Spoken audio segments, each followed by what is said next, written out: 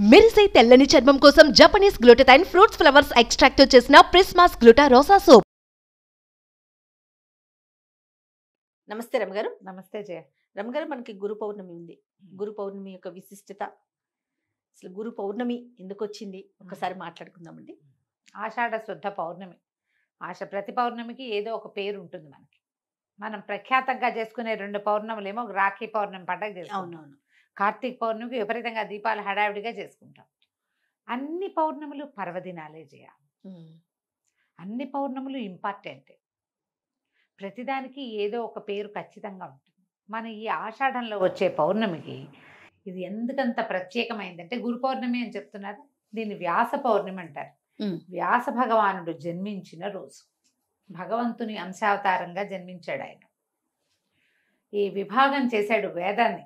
అందుకని ఆయనకి కృష్ణద్వైపాయనుడు ఆయన అసలు పేరు. అదైతే వేదవ్యాసుడుగా ఆయన ఆ పేరు వచ్చింది. ఓకే. ఈ ఏకీకృతంగా ఒక మూల పదార్థం లాగా ఉన్న వేదాన్ని 4 భాగాలుగా విభజించాడు. మన మానవులకు అందించడానికే.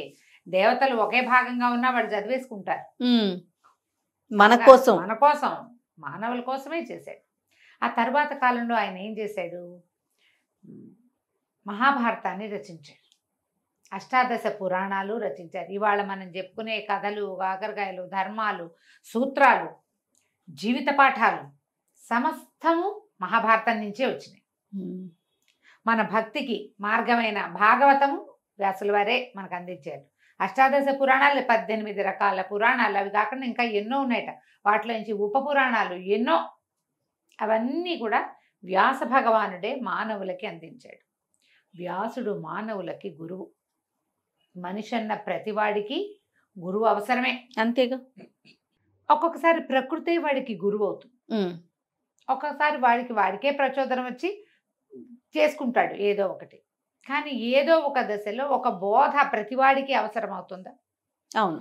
అంటే ఎవరికి వాళ్ళకి ఇండివిజువల్ జీవితాల్లో. అలా కాకుండా మానవాళికే బోధించిన వాడు వేదవ్యాసుడు. ఆయన జ్ఞాపకార్థం, ఆయన కోసం, ఆయనని గౌరవించడం కోసం ఈ గురు పౌర్ణిమ చేసుకుంటాం. దీంతో పాటు మనం ఏం చేయొచ్చు? గురువే కాకుండా, అంటే వ్యాస భగవానుడే కాకుండా, మన సమీపంలో మన జీవితాలకి గురువులైన వాళ్ళు, ప్రథమ గురువు తల్లి, యజ్ఞోపవీత ధారణ అవి చేయించే అవకాశాలు ఉన్న వాళ్ళకైతే తండ్రి. కాకపోయినా అందరికీ తల్లి తండ్రి ఒకళ్ళ తర్వాత ఒకళ్ళు గురువులే. అవును. నాన్నే మన జీవితాన్ని నేర్పిస్తాడు మనకి. తర్వాత అధ్యాపకులు, పాఠాలు చెప్పిన వాళ్ళు, ప్రత్యేకంగా ఏదైనా ఒక సబ్జెక్ట్లో మనకి చేత కానప్పుడు మనకి గైడెన్స్ ఇచ్చిన వాళ్ళు ఒక గురువులు. అక్కడి నుంచి ఇంకా ఆధ్యాత్మిక గురువు, జీవిత పాఠాలు నేర్పించిన వాళ్ళు, మోటివేషనల్ గురువులు. ఏమీ లేకుండా అలా జీవితంలో అలో లక్షణాన్ని అఘోరిస్తూ ఉంటే, బాబు ఇది చెయ్యి, ఇలా చెయ్యి, అలా ఆలోచించద్దు, ఇట్లా ఆలోచించు, ఇలా కూడా ఆలోచించచ్చు అని మనకి దారి చూపించిన వాళ్ళందరూ కూడా గురువులే. వాళ్ళందరినీ గుర్తు చేసుకుని, స్మరించుకుని, వీలైతే అవకాశం ఉంటే, ఇప్పుడు వాట్సాప్లు వచ్చినాయి, ఫోన్లు వచ్చినాయి కాబట్టి ఒకసారి మాట పలకరించి, పెద్దవాళ్ళైతే వెళ్ళి పాదాలకు నమస్కారం చేసుకుని గురువుని గౌరవించాలి. మనని చీకట్లో నుంచి వెలుతురులోకి తీసుకెళ్లేవాడు గురువు. కలియుగ ఆరంభం అయిపోతుంది ఎప్పుడు? ఈ కురుక్షేత్రం అయిన తర్వాత క్రమంగా అప్పటికే కలిపురుషుడి తాలూకు లక్షణాలు వచ్చేసినాయి సంధికాలంలో. అప్పుడే ఆయన తెలుసుకున్నాడు, వీళ్ళు మానవులకి ఇంత వేదం మనం అందించినా వాళ్ళు దాన్ని ఏం చేసుకోలేకపోతారు. అవును. ప్రతివాడు దాన్ని మొత్తాన్ని చదవలేకపోతాడు, తెలుసుకోలేకపోతాడు. ధర్మాచరణ కష్టమవుతుంది మనుషులకి. పైగా కలి ప్రభావం విపరీతంగా ఉంటుంది. కలి ప్రభావానికి లోనవుతారు. అందులో మళ్ళీ ఏంటంటే వృత్తులు అవి క్రమంగా మారిపోతాయి. అవును. ప్రపంచం మారుతుంది. ఈ మారే ప్రపంచానికి ధర్మాన్ని సులువుగా బోధించే విధానాన్ని ఆలోచించి తను పక్కనే ఉండి జరిపించినటువంటి మహాభారత గాథని, మరి ఆయనే కదా మహాభారత గాథ కంటే ఆద్యులు చాలా మంది ఉన్నారు. శంతనుడు, ఆయన కుమారులు, ఆయన వాళ్ళ తాతలు ముత్తాతలు, దుష్యంతుని కుమారుడైన భరతుడు, ఆయనే కదా దీనికి మూల కారణం, భరతవంశం. అక్కడి నుంచి కొన్ని తరాలు ఆయన మునుమనుడైన వాడు హస్తో ఎవరో ఆయన పేరు మీదే హస్తినాపురం వచ్చింది. అక్కడి నుంచి ఆయనకి 7 తరాల తర్వాత వాడెవడో ఒకడు ప్రతీపుడు. ప్రతీపుని కుమారుడు శంతనుడు. అంటే భరతుడి నుంచి వీళ్ళకి ఎన్ని తరాలు గడిచినాయి? అవును. ఇన్ని తరాల తర్వాత ఈ యుగాంతానికి ముందు ఒక మహాభారత యుద్ధం అత్యంత పెద్దదైన యుద్ధానికి సాక్షిభూతుడుగా నిలబడి ఉన్నాడు ఆయన. ఆయన వీళ్ళ జీవితాల్లోకి అడుగుపెట్టిన తర్వాత, అంటే మహాభారత కథాఘట్టాల్లోకి ఆయన అడుగుపెట్టిన తర్వాత ఆయన వల్లే ధృతరాష్ట్రుడు, పాండురాజు, విదురుడు జన్మించారు. అక్కడి నుంచి ఆయన ప్రతి విషయము దగ్గరుండి చూశాడు. వాళ్ళ పెళ్ళిళ్ళు, మరణాలు, సంతానం కలగటాలు ఎలా కలిగారు, ఆ కాలంలో ఉన్నటువంటి ఏమంటారు రాజకీయ పరిస్థితులు, యుద్ధానికి దారి తీసినటువంటి ప్రలోభాలు, స్వార్థము ప్రలోభము, ఇవన్నీ ఎట్లా వెళ్ళినాయి అవన్నీ మనకు అప్పచెప్పాడు. మనకు అర్థమయ్యేలాగా సులువుగా ఆయన సంస్కృతంలో ఇచ్చాడు. ఆ కాలం సంస్కృతం చాలా సులువుగా మాట్లాడుకునే భాష. క్రమంగా ఏమైంది మనకి ప్రతి భాషలోనూ కవులు వచ్చారు. సంస్కృతం క్షుణ్ణంగా చదువుకుని ఆయన అందజేసిన మహాభారతాన్ని సులువుగా మన భాషలోకి అనువదించారు. సంస్కృతం చదివి కూడా మామూలు భాషలో, పామర భాషలో ఎంతమందికో అప్పచెప్పినటువంటి ఆ పౌరాణికులు ఎంతమంది. అవును.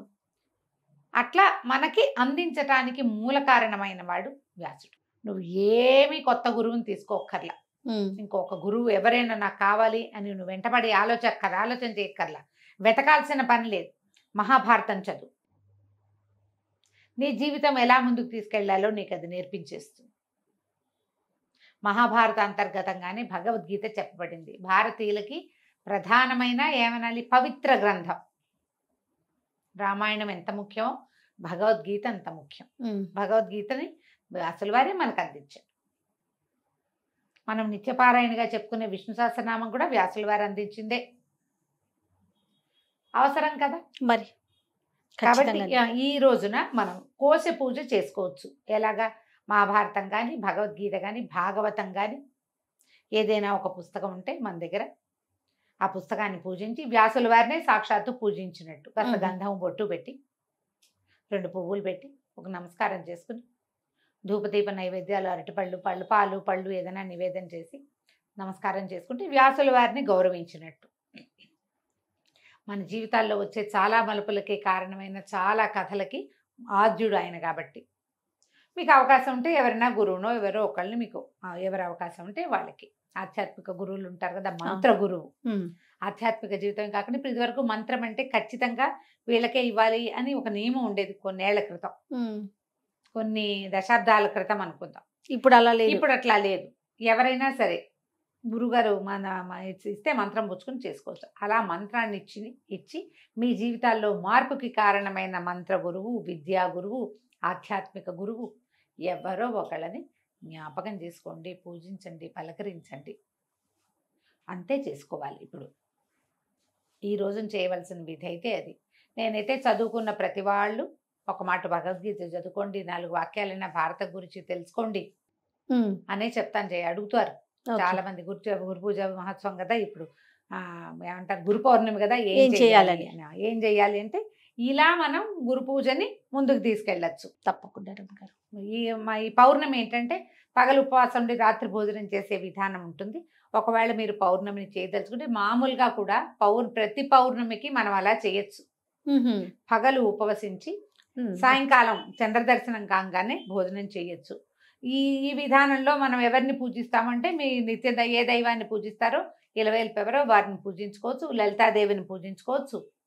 ఇప్పుడు ప్రఖ్యాతమైన పౌర్ణమి కాబట్టి ఈ రోజున వ్యాస భగవానుడి పూజ కూడా మనం చేసుకోవచ్చు. కోశ పూజ, పుస్తక పూజ అవి మంచివి. తప్పకుండా. నమస్తే. నమస్తే. సుమన్ టీవీలో మీ పర్సనల్ అండ్ బిజినెస్ ప్రమోషన్స్ కోసం కింది నెంబర్కి కాంటాక్ట్ చేయండి.